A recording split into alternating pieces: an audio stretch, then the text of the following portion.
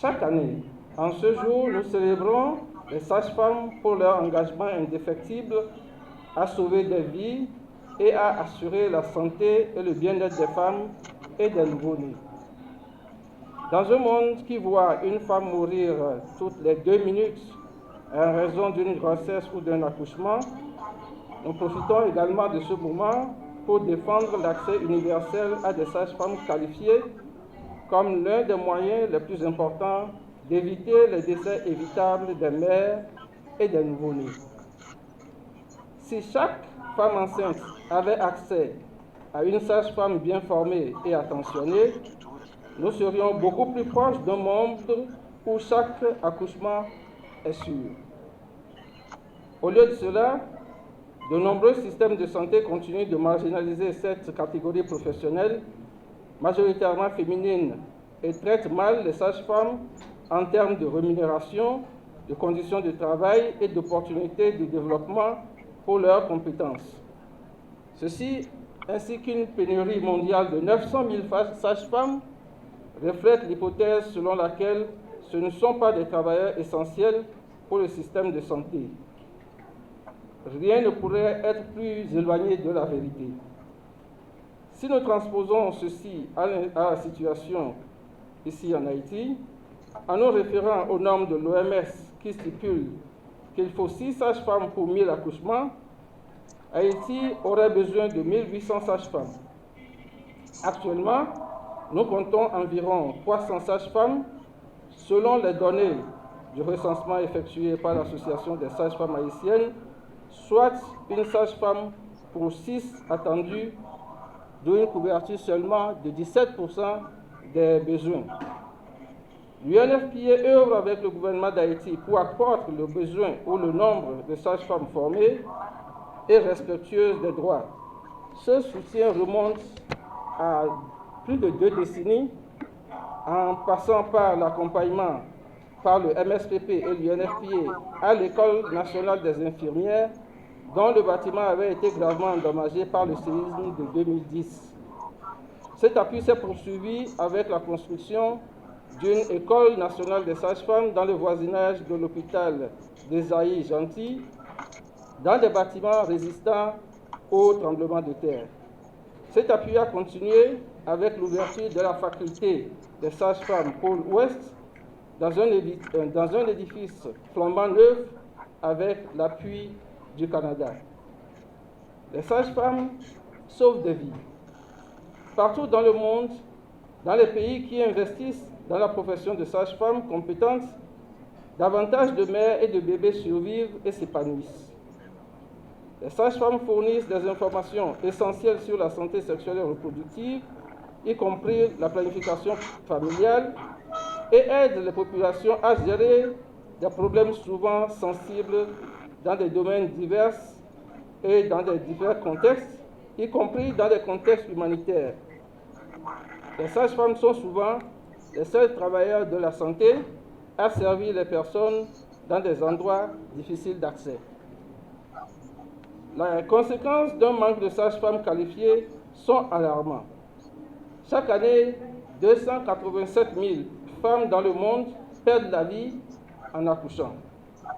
2 400 000 nouveau-nés meurent et 2 200 000 supplémentaires sont morts-nés. La situation devait être tout autre. Et l'accès universel aux sages-femmes offre la solution la meilleure et la plus rentable pour mettre fin aux décès maternels évitables.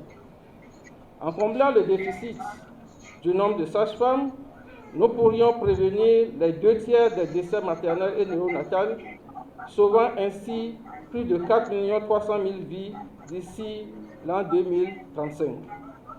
L'UNFPA plaide vigoureusement un peu partout dans le monde pour des soins des sages-femmes qualifiées. Les preuves montrent que les sages-femmes compétentes peuvent fournir 90% des soins essentiels de santé sexuelle et reproductive.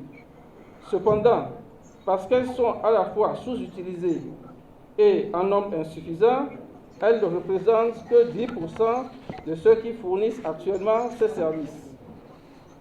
Les modèles de soins dirigés par une sage-femme améliorent les résultats de santé, augmentent la satisfaction des patients et réduisent les coûts. Alors que les sages-femmes sont souvent reléguées à la périphérie des soins de santé, toutes les preuves suggèrent qu'elles devraient être au centre. Alors que les taux de mortalité maternelle stagnent et que l'échéance des objectifs du développement durable de 2030 approche à grands pas, il est plus important que jamais de promouvoir et d'investir dans la pratique des sages-femmes. L'UNFPA a mené une campagne mondiale en ce sens, notamment par le biais des rapports révolutionnaires sur l'état des sages-femmes dans le monde. De 2009 à 2022, l'UNFPA a aidé les pays à éduquer et former 350 000 femmes et sages-femmes, conformément aux normes internationales, pour aider à améliorer la qualité des soins qu'elles fournissent. De plus en plus de pays se dirigent aujourd'hui vers la couverture sanitaire universelle, conformément aux EDD. Cela crée une opportunité de franchir une étape qui n'a que trop tardé, c'est-à-dire reconnaître et traiter officiellement les sages-femmes comme des prestataires de soins de santé essentiels et respectés. Chaque femme a droit à des soins de santé vitaux. Les sages-femmes sont essentielles pour y parvenir. En cette journée internationale des sages-femmes, reconnaissons pleinement les compétences et les contributions des sages-femmes et investissons en elles pour sauver des vies et protéger la santé et le bien-être des femmes, des nouveau-nés et des communautés dans leur ensemble. C'est l'occasion pour nous et pour moi de saluer tous les efforts consentis par le gouvernement, en particulier les ministères de la Santé et de la Population, le ministère de la Condition féminine, les partenaires techniques et financiers, l'Association haïtienne des sages-femmes, en vue d'accélérer les progrès dans ce sens. Je voudrais exprimer notre reconnaissance et notre gratitude au Canada à travers les Affaires mondiales pour son appui financier technique, son soutien régulier au développement et à la promotion des sages-femmes en Haïti. Les 5 dernières années, les financements du Canada ont contribué au renforcement de la formation des sages-femmes et pour leur développement dans les zones délaissées et difficilement accessibles. Le climat sociopolitique que connaît Haïti depuis plusieurs années accroît les besoins en santé de façon générale et particulièrement la santé sexuelle et reproductive dans la capitale et dans les villes de province. Ceci traduit automatiquement une augmentation des demandes de soins nécessitant absolument une augmentation de l'offre du personnel qualifié. Car le FNIAP, dans son rapport sur l'état de la pratique sage-femme, SOMI 2021, démontre que les sages-femmes bien formées, diplômées et intégrées dans une équipe pluridisciplinaire sont capables de répondre à environ 90% des besoins liés à la santé sexuelle, reproductive, maternelle et néonatale, tout au long du cycle de la vie. Et pourtant, malgré les efforts déployés, les sages-femmes ne représentent que 8% du personnel de santé sexuelle et reproductive à l'échelle mondiale. L'augmentation de cette proportion, ainsi que du nombre de sages-femmes, pourrait avoir des effets notables. La couverture universelle des interventions réalisées par les sages-femmes pourrait éviter 2/3 des morts maternelles et néonatales et des morts-naissances, ce qui permettrait de sauver 4,3 milliards de vies par an d'ici 2035. C'est là l'argument le plus fort en faveur des mesures destinées à confier aux sages-femmes un rôle plus central au système de santé et à garantir qu'elles soient formées, protégées, traitées et valorisées professionnellement. La Confédération internationale des sages-femmes a statué que pour qu'une profession soit forte, elle doit s'appuyer sur 3 piliers. une éducation de qualité, une réglementation adéquate et une association solide représentant la voix des sages-femmes et par extension celle des clientes, les femmes et les familles. En outre, il est important de rappeler que les sages-femmes professionnelles font plus bien que d'assister les femmes pendant l'accouchement. Elles accompagnent les femmes aussi bien que pendant la grossesse et la période postnatale. Elles prodiguent des soins essentiels aux nouveau-nés. Formées correctement, elles savent reconnaître les complications et offrir des soins obstétricaux et néonataux d'urgence de base. Elles peuvent référer les femmes avec des complications qui dépassent leur champ de compétences vers des paliers d'intervention supérieurs.